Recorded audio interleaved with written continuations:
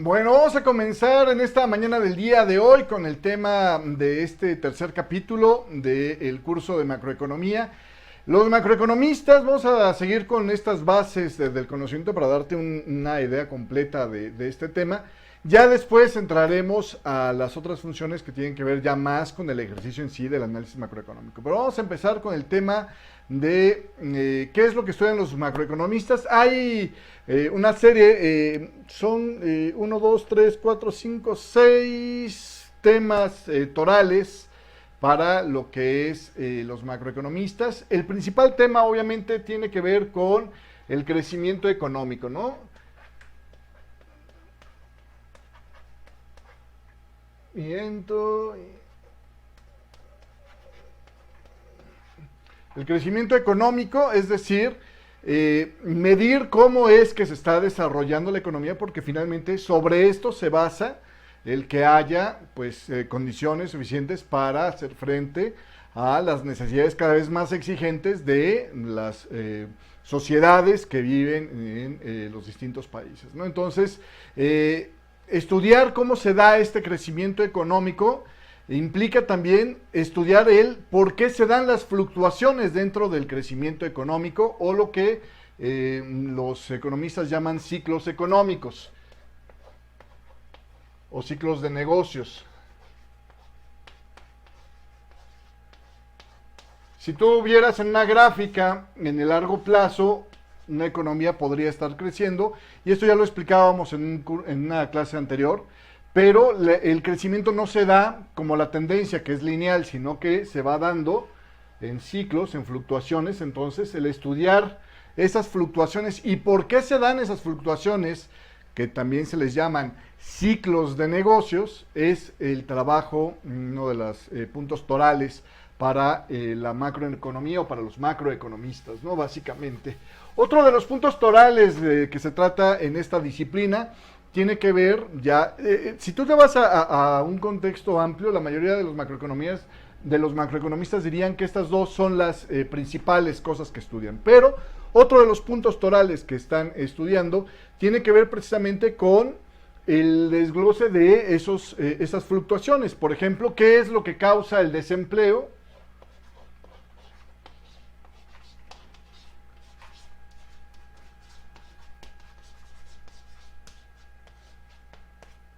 O sea, ver por qué es que el desempleo se está dando y cómo podrías corregirlo. También otro de los puntos que preocupan a la macroeconomía, decíamos la vez pasada, era el tema del movimiento de los precios. Antes se enseñaba esta parte, por cierto, con el crecimiento de los precios, pero como hemos tenido ahora un periodo de algo que se creía que no podía existir, que es los precios, digamos, estancándose o contrayéndose de forma persistente, pertinaz, dirían por ahí. Se ha cambiado esto a decir que la macroeconomía estudia los cambios en los precios, ¿no? ¿Cómo es que se comportan los precios? ¿Por qué cambian? ¿Por qué suben? ¿Por qué bajan? ¿Por qué se da la inflación, la deflación? Es otra de las cosas que evocan los temas de estudio básicos de los macroeconomistas. Otro de los temas es cómo es en un mundo globalizado como el que tenemos ahora, precisamente el comportamiento de las economías locales en medio de un escenario de economía global, ¿no? O globalizada. Entonces, aquí vienen los efectos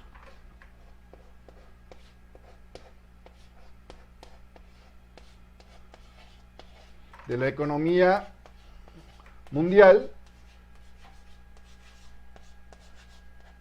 ¿En dónde? Bueno, pues obviamente en una economía local, ¿no? Esto es parte de lo que se estudia. Y además de eso, también se le podría agregar otro ítem que es tema de preocupación para los macroeconomistas, que es cómo es que las políticas gubernamentales afectan a el desarrollo de la economía, ¿no? Entonces, políticas gubernamentales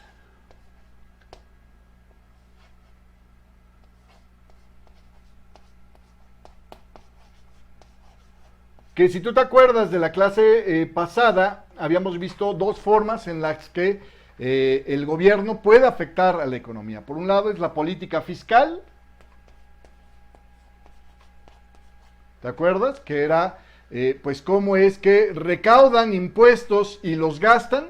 Y la otra tiene que ver con la política monetaria, decíamos, que es, digamos, el ratio de crecimiento de la masa monetaria, ¿no? Entonces es la política monetaria.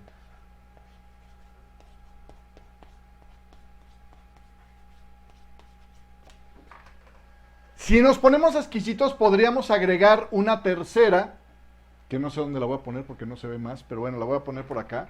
Podríamos agregar una tercera que tiene que ver con el comportamiento de las políticas del gobierno, que tiene que ver con la regulatoria.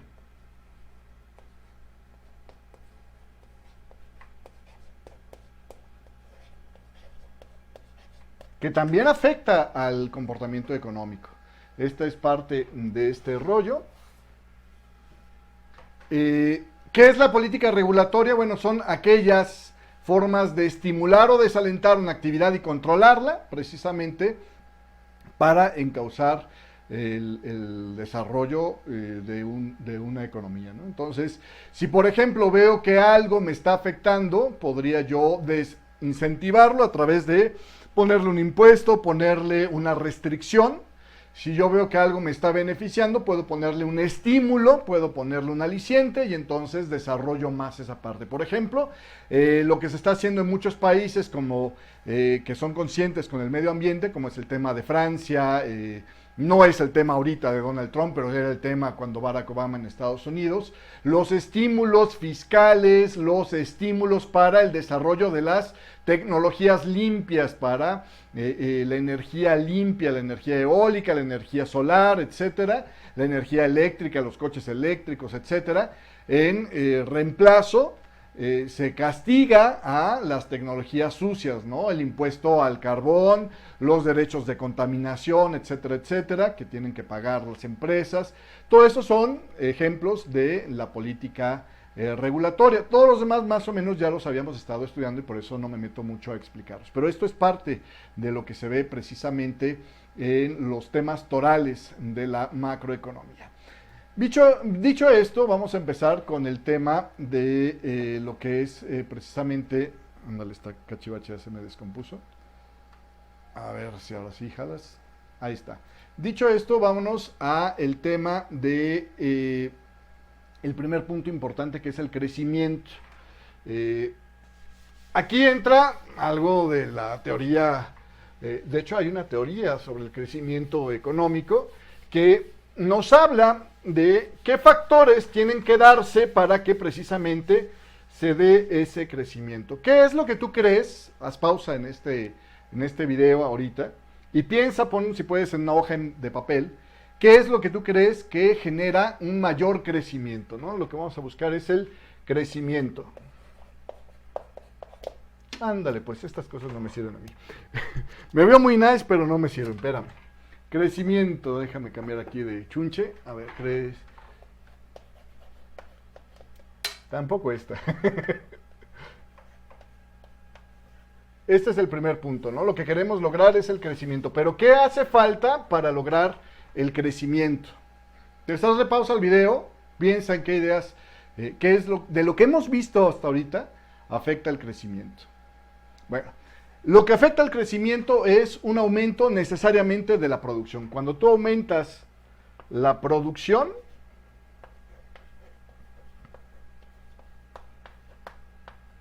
de un país, aumenta su crecimiento, ¿no? Eso es el primer punto, el aumento de la producción. Ahora, ¿de dónde sale ese aumento de la producción? Bueno, pues con un aumento de la productividad.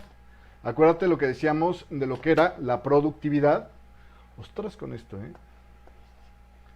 perdón, aumento, vamos a ponerle aquí un más primero. Aumento de la productividad.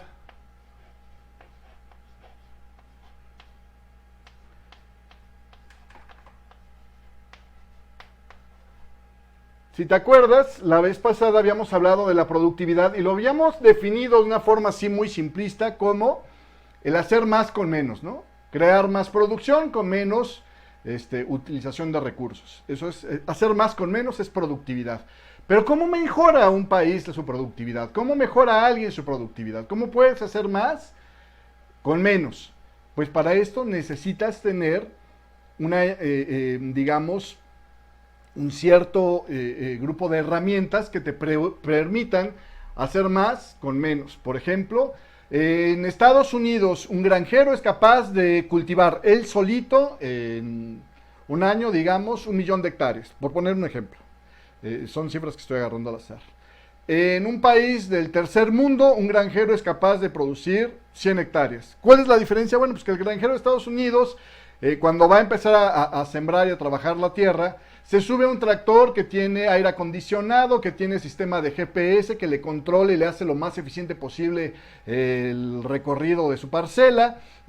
Con una máquina siembra una cantidad impresionante de tierra en un recorrido de tiempo relativamente corto, y el de América Latina por lo general hace el proceso pues arreando una yunta de bueyes, entonces pues está bajo el sol, se cansa, se agota, los bueyes también se cansan, se agotan, y lo que llegan a cubrir de territorio es mucho menor que lo que hace el tractor con aire acondicionado y un granjero encima. ¿Sí me explico? Entonces, el uso de este capital, que es más importante, el de tener una máquina, la yunta de bueyes con el arado, permite una mayor productividad. Entonces, necesariamente en todas las ramas donde lo revises, para poder tener más productividad hay que tener mejor capital, ¿no? Entonces, mayor capital o un crecimiento en el capital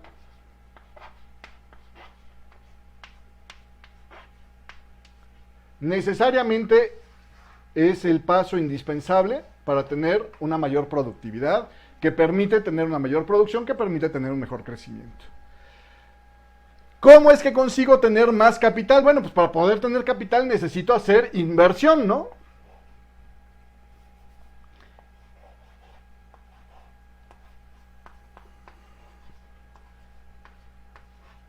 Inversión es dedicarle recursos, ponerle dinero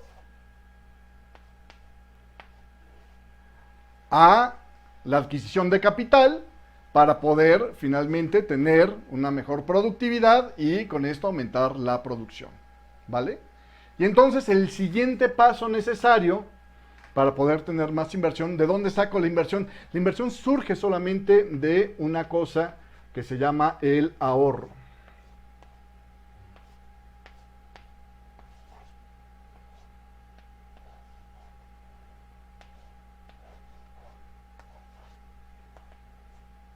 Entonces, de esta base aparece el que pueda haber dinero disponible, del ahorro aparece el que haya dinero disponible para poder invertir en lo que es el capital, para poder tener una mejor productividad, aumentar la producción y finalmente tener un mayor crecimiento. ¿Sí me explico?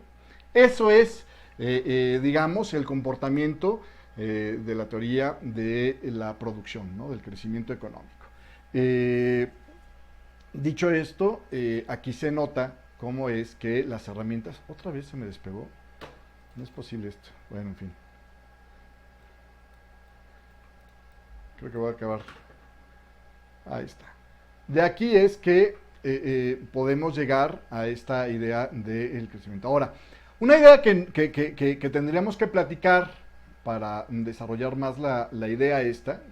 Lo del ahorro creo que todo el mundo lo entiende, ¿no? La idea es el dinero que no gasto en este momento y lo estoy reservando para después. Bueno, pues en lugar de tenerlo ocioso, lo invierto. Con esto una empresa se hace de más capital, o un país en general se hace de más capital, con el que puede aumentar su productividad, con lo que puede aumentar su producción y logra un mejor crecimiento, ¿no? Pero ¿cuáles son las riquezas que tienen los países o que tienen las empresas, ¿no? ¿Cuál es la riqueza? ¿Cómo la constituimos o cómo la definimos en términos macroeconómicos? Bueno, pues básicamente, para hablar de esa riqueza, la podríamos dividir en ciertos factores. En primer lugar, tendría que ser los recursos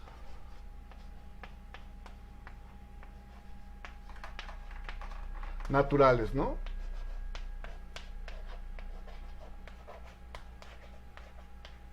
Es una de las riquezas más fáciles o más accesibles, digamos, para economías avanzadas y no avanzadas.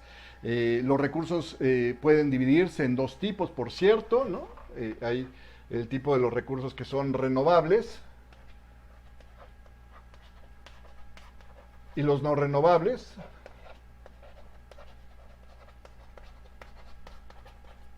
¿Cuáles son los recursos renovables? Aquellos que yo los extraigo y vuelven a generarse. Por ejemplo, la energía solar se podría decir que es una especie de recurso renovable, porque por más que yo consumo energía solar, esta siempre sigue existiendo y en la misma cantidad, abundante, ¿no? O sea, no hay eso de que si tú pones una celda solar arriba de tu techo va a haber menos sol ya para el resto, ¿no?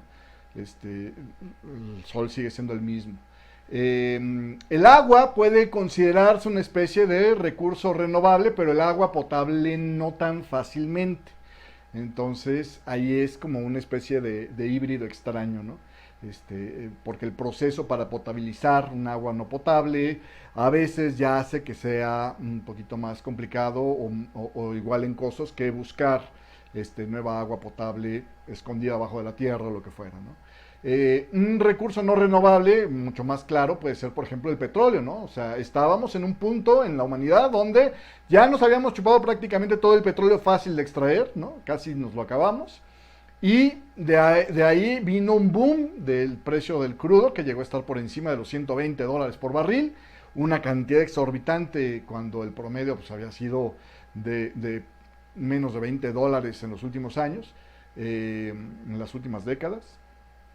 Y sin embargo, después, pues ya se redujo los precios del crudo cuando apareció el uso de la tecnología de los petróleos de bituminosa, que es decir, le voy a extraer lo que había pegadito a los... Es como decir, tenía yo un pollo, me lo estaba comiendo y se acabó el pollo, ¿no? Lo que fácilmente podía yo arrancarle se acabó, pero si le mordemos los huesitos sale más pollo, ¿no? Entonces, ahí hay un cachito más de crudo. Y esto ha hecho que los precios vuelvan a bajar, pues más o menos a la mitad de donde estaban los máximos, ¿no? Por ahí de los $60 el barril es donde les gustaría tenerlos a los de la OPEP ahorita, ¿no? Entonces, de hecho andamos ahorita por debajo de esto, ya en el último tercio, en el tercer trimestre de este 2019, ¿no? Otro ejemplo de recurso no renovable y que por eso mantiene, digamos, un cierto atractivo para utilizarlo según algunos teóricos como dinero, es el oro, por ejemplo, ¿no? Es algo donde la cantidad de oro que hay en el planeta no cambia, el producir oro transformando atómicamente otros átomos, es carísimo, entonces simplemente el oro lo que hay es lo que tenemos y punto, ¿no? Ese es un recurso no renovable. Si nos lo acabamos, se acabó y punto, no hay más. Solo el oro que hay en el planeta se puede jugar y nada más. Otra cosa de riqueza que tiene, o que es otra forma de capital, que es lo que estamos hablando, es, por ejemplo, el capital físico.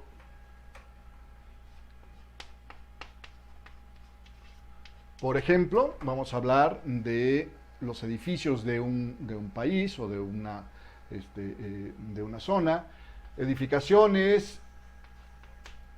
Estamos hablando, por ejemplo, de la maquinaria.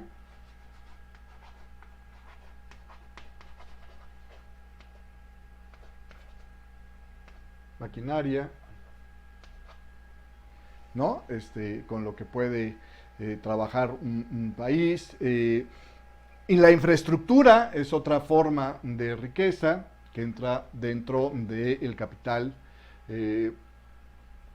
Puede ser, por ejemplo, esto es un apartado, este es el otro que es infraestructura.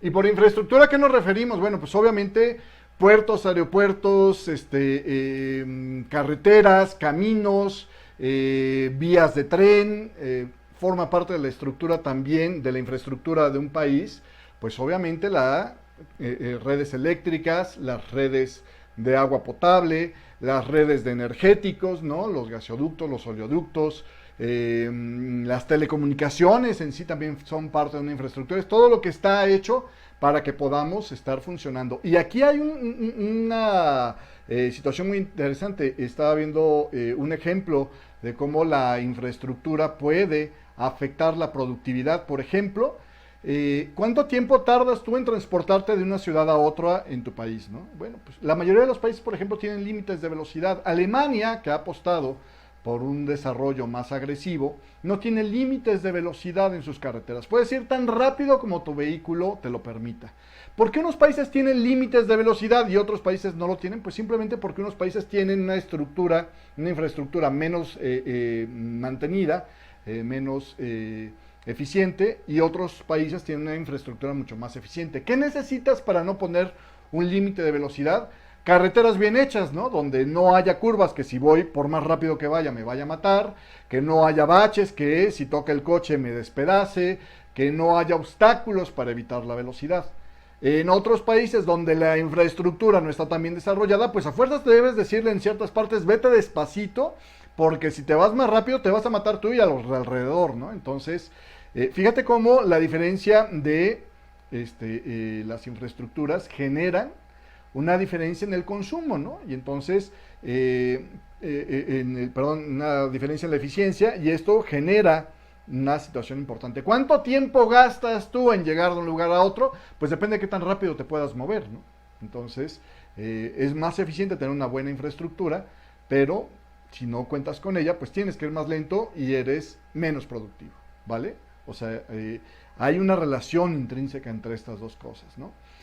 Otras formas de capital también tiene que ver con el asunto de lo que últimamente hemos visto como desarrollamiento de software, ¿no?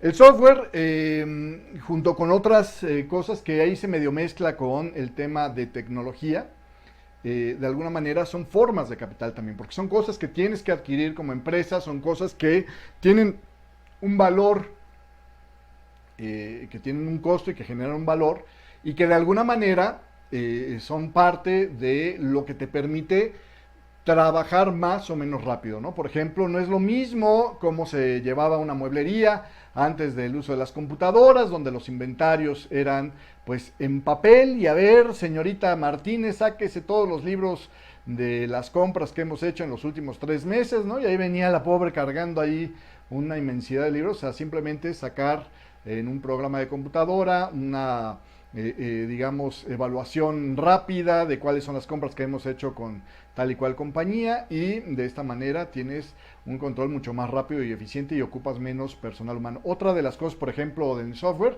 yo hace muchos años trabajé en radio, ¿no? Y me tocó tener la transición donde pasábamos de utilizar un sistema informático más rudimentario a un sistema que era capaz de poner las pistas musicales, la hora, prácticamente le podías dejar literalmente en piloto automático la radio y funciona. De hecho, una versión muy parecida de ese programa es el que tengo yo para Radio Forex Hispana, donde puedes escuchar que en automático yo estoy dando la hora, de repente te pone los comerciales, de repente te cambia la música, y yo no tengo que interactuar con eso para nada, ¿no?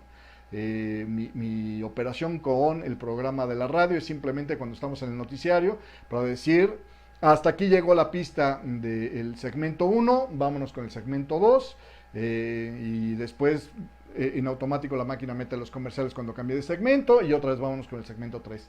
Esto en una estación de radio significó el despedir mucha gente. Cuando se imponía en esta estación donde trabajaba el sistema que se llamaba Radix, pues de tener que tener turnos durante toda la operación de la emisora para estar poniendo los CDs literalmente sobre los reproductores de CD y darle play y tener todo listo y preparado para que saliera, y estar buscando en unas cosas que eran unos carretes sin fin en la hora exacta para ponerla cuando sabías que sacando cuentas se iba a acabar la pista, y luego darle a una computadora, que era lo único que controlábamos por computadora, la reproducción de los comerciales.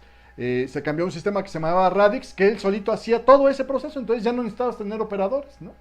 Se acabó suprimiendo los operadores y los locutores eran los operadores porque ya era tan fácil la operación de la radio con ese software que perfectamente el que estaba conduciendo la cabina podía estar manteniendo la programación de la estación, y cuando eran fines de semana pues se tenía nada más una persona que acudía en caso de que se escuchaba silencio en la radio y salía corriendo a ver qué había pasado, pero en general el programa era capaz de mantener el control de la emisión de radio y te podía registrar a qué hora salió tal comercial y poder hacer muestreos para los clientes, etcétera, etcétera, ¿no? Entonces ahí tienes como un uso de un software afecta precisamente como un bien de capital a la producción de una empresa. Es parte de la riqueza que se tiene.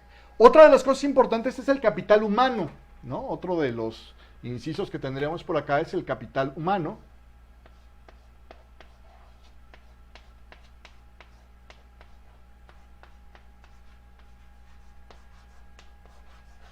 Y este capital humano es aquel grupo de personas que tiene una sociedad instruidas en distintos niveles para operar distintas formas de la cadena productiva, ¿no? Es decir, tienes desde el que está para ser director de empresa, el que está capacitado para ser el gerente, el que está capacitado para ser el operador de las máquinas, el que está capacitado para ser el cargador, ¿no? Y hay distintos niveles y esto genera distintos tamaños de desarrollo y es una de las cosas que normalmente sueles mover cuando quieres desarrollar el crecimiento de un país, ¿no? Necesitas el capital humano. Ya ves que se tiene que importar ese capital humano y te tienes que pelear con el resto del mundo por ese capital humano para evitar que haya tus fugas de cerebro famosas, etcétera, ¿no? Es otra de las formas de riqueza.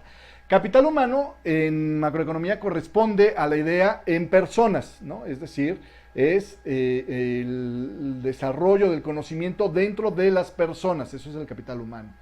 Porque después, más adelante viene el otro que es la tecnología, que es, digamos, o el conocimiento tecnológico,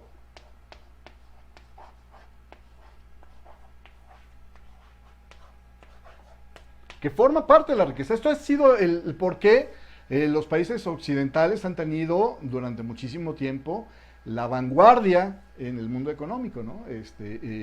Aquellos que son poseedores de la tecnología, del saber cómo se hacen las cosas y de saber cómo se tiene la posibilidad de hacer cosas, es que te da una ventaja. Y por eso es que, por ejemplo, vemos ahorita a Estados Unidos peleando con China con el argumento de que la transferencia forzada de tecnología, es decir, si tú quieres venir a China a poner una empresa, tienes que explicarme cómo le haces para que lo que haces funcione. ¿Sí me explico? Y eso es un tema que tienen que obligarse a hacer las empresas que quieren entrar a China y que es algo que dijo Estados Unidos, basta ya.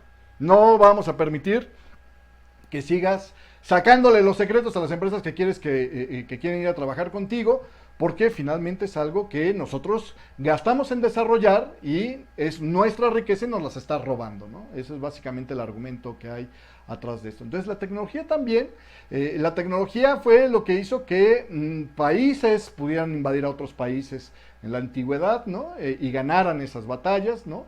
La tecnología fue lo que hizo que en Estados Unidos, en la guerra civil, el norte le ganara al sur, tenía mejor tecnología el norte. Podían, por ejemplo, tener globos aerostáticos con los cuales los que se encargaban del diseño de la estrategia de guerra podían ver todo el acomodo de las tropas desde arriba, y los del sur no tenían eso, entonces pues se lo tenían que imaginar. Entonces pues obviamente tuvo su peso y su precio ese tipo de cosas, ¿no? La tecnología es lo que preocupa muchísimo para el futuro al mundo, por ejemplo, evitar que países totalitarios se hagan del control de la tecnología. Y ahí está la tecnología de la comunicación, que es una de las tecnologías que más consumimos en los últimos años. Y bueno, cómo es que están ahora todos de pestañas paradas, porque China pues tiene algo así como el 70 y tantos % de las patentes de la tecnología de comunicación de 5G, que es la próxima tecnología con la cual van a estar comunicándose inalámbricamente los dispositivos en todo el mundo, ¿no? Entonces es otro de los temas que de alguna manera definen el capital con el cual se genera se genera la producción y la riqueza de los países. Y esto es parte de lo que estudia el análisis macroeconómico. Vamos a ver si puro, no. Ya me sé el caminito, así que de una vez lo aplicamos rápido. Y vamos a ver si pasamos a la siguiente. Ahora, ¿qué es lo que hacen en general con todo este tema los macroeconomistas? ¿O qué es lo que estudian en general con este tema los macroeconomistas? Sabiendo todo esto y partiendo de esta idea, los macroeconomistas se dedican mayormente a, podríamos decir, 5 áreas básicas, ¿no? Una que se llama pronóstico macroeconómico.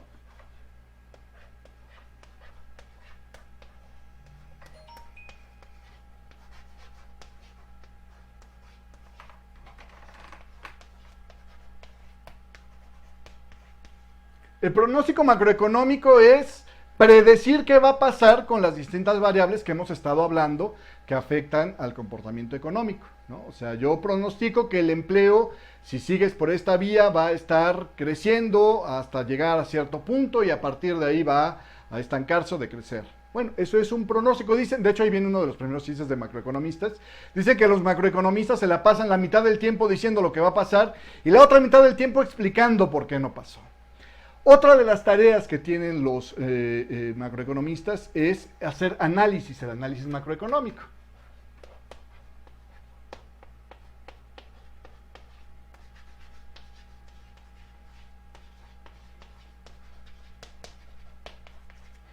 ¿Qué es el análisis macroeconómico? Bueno, pues el análisis es separar, de hecho la palabra análisis, la etimología se llama de la palabra análisis, significa cortar y separar de uno y otro lado, ¿no? Ana es de uno y otro lado y lisis es cortar. El análisis es separar. Cuando tú tienes algo demasiado complejo, lo primero que tienes que hacer es separarlo en piezas, desarmarlo en piezas para entender las piezas pequeñas y entonces saber cómo es que funciona el conjunto, ¿no? Por ejemplo, cuando tú tienes un motor descompuesto, lo que hace el mecánico, lo primero que hace es abrirlo, separarlo en partes para ver cómo está funcionando cada una de sus partes y entender dónde está el error. Y entonces repara una de esas partes, lo vuelve a armar y funciona otra vez, ¿no? Lo que hizo fue analizar ese motor, digamos. Cuando tú tienes un comportamiento económico complejo y quieres entenderlo, el análisis lo que hace es que lo separa en partes, determina cuáles de esas partes son las que están influyendo más en el problema, cuáles son las que realmente no están afectando a esa situación que quieres entender y determinar entonces dónde deberían de estar los cambios, ¿no? A eso es a lo que se le llama el análisis. El análisis es, de alguna manera, el resultado de estar dividiendo un comportamiento complejo en partes más pequeñas que puedan ser entendibles, manipulables y, por lo tanto, comprenderlas mejor, ¿no? De hecho, el pronóstico surge gracias al análisis, gracias a que podemos entender las piezas, podemos pronosticar qué va a pasar cuando una pieza funciona de tal o cual manera. ¿Sí me explico? De otra de las cosas que hacen los macroeconomistas es, en su tarea, es la investigación.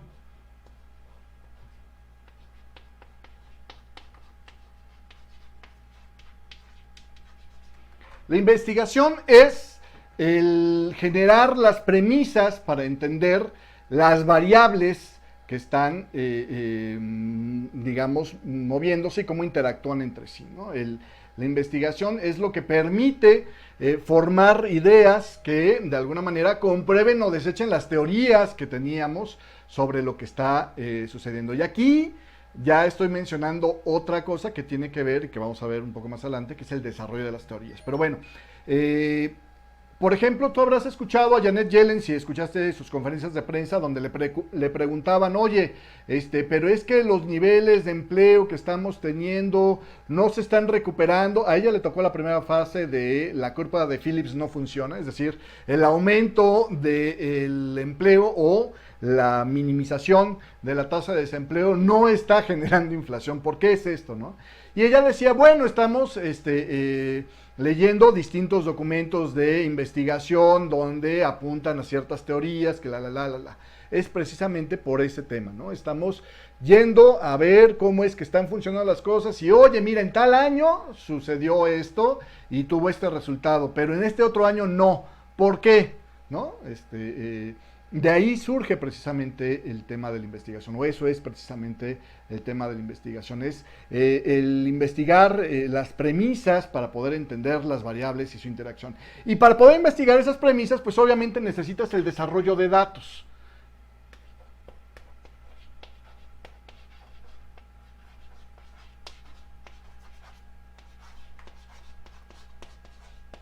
Si no hay un desarrollo de datos, si no tengo yo cifras cuantificables de qué es lo que está pasando con algo, no puedo yo modelarlo y entender cómo va a reaccionar, ¿no? Entonces, todos los índices que tú estás revisando en el calendario macroeconómico, ¿no? Desde el nivel del crecimiento del Producto Interno Bruto hasta el tema de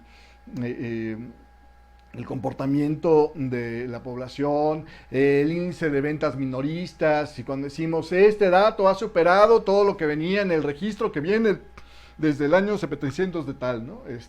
Todo esto es desarrollo de datos, es decir, es convertir a través de una ciencia que se llama econométrica, lo que está pasando en el mundo lo convertimos en datos matemáticos que podamos modelar, ¿no? Eso es básicamente el desarrollo de datos, y eso lo hacen los macroeconomistas.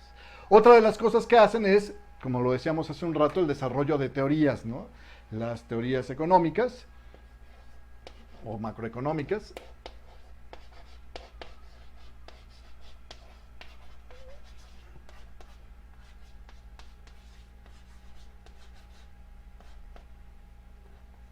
El desarrollo de teorías. Estas teorías sirven para entender y hacer los building blocks, digamos, de lo que es los comportamientos económicos que después vamos a estar utilizando, ¿no? Y entonces aquí viene dos, digamos, disciplinas, una que es lo que se le llama la teoría económica o generación de teorías económicas,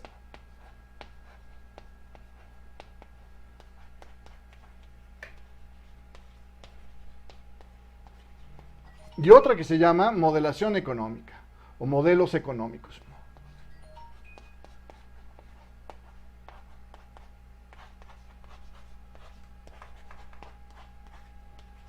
¿No? Estas son las dos partes que tenemos por ahí. Una teoría económica es una serie de ideas organizadas de forma lógica para entender cómo se vinculan las variables económicas entre sí. Y el modelo económico es una descripción simplificada de un aspecto de la economía. Parecen más o menos lo mismo, pero son distintas, ¿no? En una teoría económica podríamos estar incluyendo la interacción de varios modelos económicos trabajando al mismo tiempo. Es básicamente la idea. Y ahora, para poder generar teorías económicas que fueran aceptables por el resto de los macroeconomistas, se supone que debería de haber 4 bases indispensables. La teoría debe ser lo suficientemente razonable y entendible para poderla, digamos, utilizar. Debe de ser aplicable a la realidad. Debe de ser testeable empíricamente, dicen ellos, y sustentada en los datos. Si no tienen estas 4 cosas, parece ser que no las reconocen, ¿no? Entonces, bueno, esta es, digamos, la teoría básica para darte nada más un poquito de cultura, digamos, de origen para este tema, ¿no? Dicho esto, ya nos vamos a la última parte de creo que va a ser de los últimos capítulos, digamos, de introducción, que tiene que ver, funcionando, que tiene que ver con el tema de, bueno, ya que sabemos qué onda con esto de las teorías económicas, vamos a entender que en la macroeconomía hay una serie de visiones distintas, que no hay un consenso general, sino que hay una serie de visiones distintas de qué funciona y qué no funciona. ¿Y por qué pasa esto? Bueno, pues en primer lugar dicen, la macroeconomía es una disciplina relativamente nueva, mayormente reconocido entre los macroeconomistas. Dicen ellos que la macroeconomía apareció a partir de 1936. Tenemos muy pocos años con esto, no tenemos ni 100 años, 1936, cuando un señor llamado Keynes,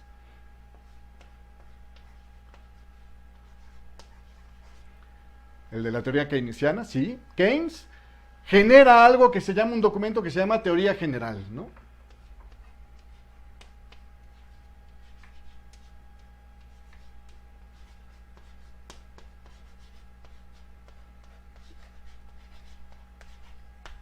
¿Sí me explico? Entonces, esto es lo que explica el por qué hay diferentes opiniones.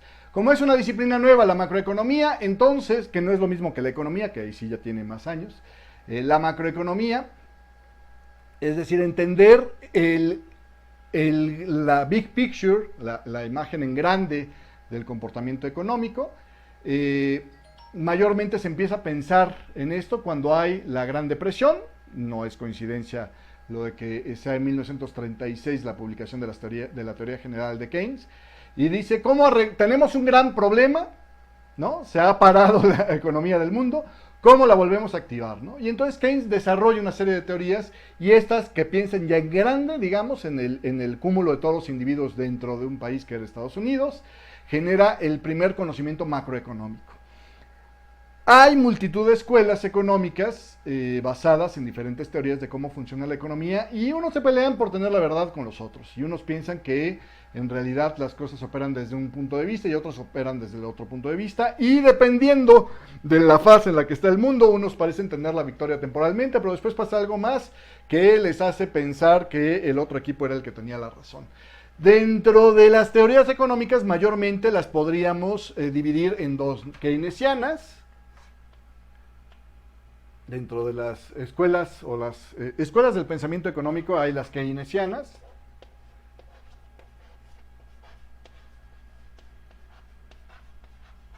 y las no keynesianas, o llamadas teorías clásicas. Anda, quién sabe qué tumba. Las teorías clásicas. Las keynesianas son, digamos, la moda más reciente. Dentro de las keynesianas también hay una serie de escuelas. Hay la keynesiana, la neo-keynesiana, es decir, sí, lo que decía Keynes estaba más o menos bien, pero si le hacemos este ajuste funciona mejor. Y luego están nuevas teorías sobre las neo-keynesianas, y le pusieron otro nombre parecido, y entonces dicen, sí, todo eso estaba bien, pero habría que hacerle este otro ajuste más, ¿no? Y hay las otras teorías que son, por ejemplo, las monetaristas,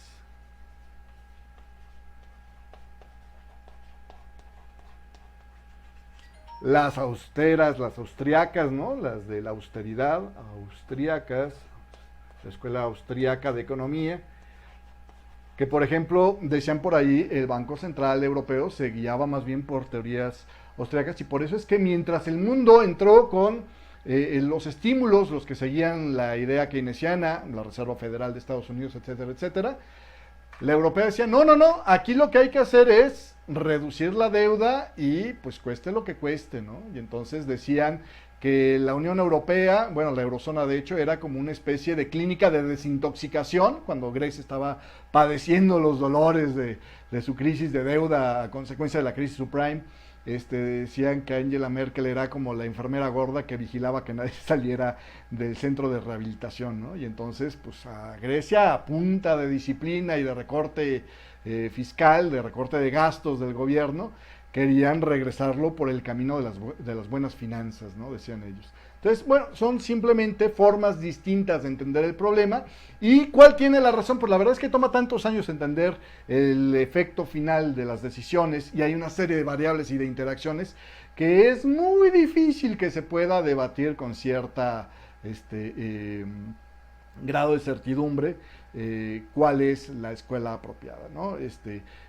Hoy por hoy, por ejemplo, está mucho más desarrollada la economía de Estados Unidos que la economía de Europa, podríamos decir que Europa tiene bases más sólidas para seguir creciendo que Estados Unidos, que está un poco con alfileres ese crecimiento económico que tienen ahorita, ¿no? Pero bueno, ya esos son temas de otros debates y simplemente lo que a nosotros nos interesa es reconocer la diferencia entre estas teorías para entender por qué unos deciden una cosa y otros deciden otra cosa y por qué es que, pues habiendo juntas de política monetaria, de repente vemos que tienen que entrar en una votación para decidir qué es lo que van a decidir y hacer los creadores de política monetaria en los distintos países, ¿no? Que eso es finalmente el trabajo que a nosotros nos interesa dentro del análisis macroeconómico. Pero aquí está la explicación del por qué hay más de una voz y hay entonces visiones y decimos que hay halcones y hay palomas, es decir, que hay gente que está más por poner estímulos y hay otros que están más en contra de poner los estímulos, dependiendo, ¿no?, de la escuela a la que le creen más. Esto es un poquito una regla común dentro de las disciplinas nuevas, ¿no? Cuando no se tiene por muchos siglos, digamos, una disciplina, pues está en evolución el conocimiento y hay distintas ideas de por dónde debería de estar ese conocimiento. Es algo normal y es parte del proceso humano para crear algo. Ya finalmente, para terminar, vamos a nada más definir la macroeconomía por su uso, que es el último de los capítulos que utilizamos. Por cierto, nos estamos basando mucho en el libro de macroeconomía de Ben Bernanke. La macroeconomía por su uso se puede dividir en dos tipos, una que es la macroeconomía positiva,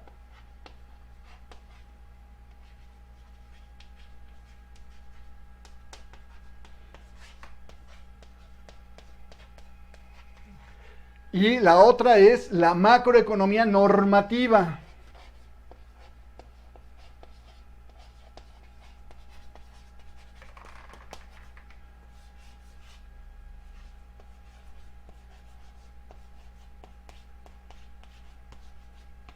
Cabe porque cabe. La macroeconomía positiva es un poquito el uso de la macroeconomía como si fuera un naturalista haciendo un documental, ¿no? Es simplemente observar qué es lo que pasa y de alguna manera transferir ese conocimiento. Es decir, mira, lo que vimos es que en las economías donde se llega a niveles de endeudamiento fuertes, suele suceder esto, ¿no? Y no dice nada, simplemente dice qué es lo que está provocando el acomodo de las variables, de ciertas variables en cierto grado.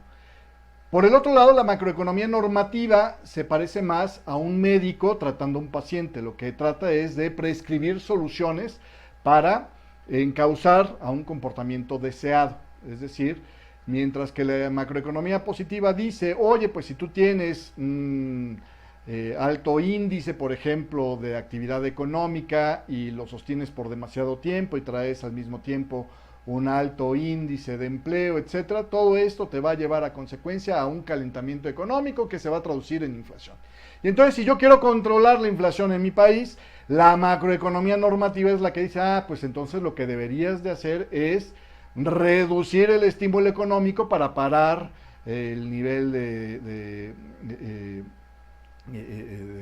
crecimiento un poquito a fin de mantener esto antes de que se haga una burbuja que descarrile con el crecimiento completamente, ¿no? Lo que llaman los economistas quitar el punch de la ponchera de la fiesta, ¿no?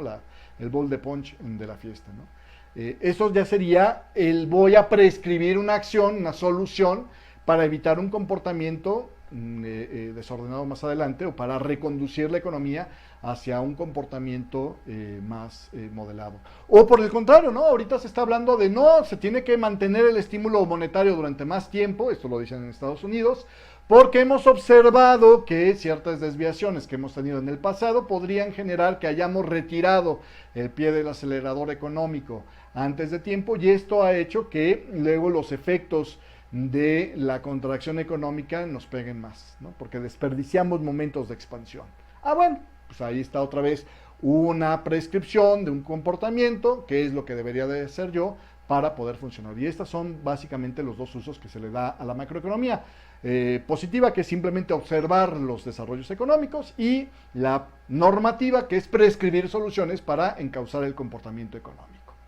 Y con esto terminamos esta sesión del día de hoy de análisis macroeconómico. Ya para las siguientes clases ya estaremos entrando más directamente en las variables económicas que estamos hablando, que hemos mencionado en los últimos capítulos, y cómo se miden y con qué cómo operan, y de los modelitos económicos que influyen en el comportamiento económico. Nos vemos en la próxima. Gracias.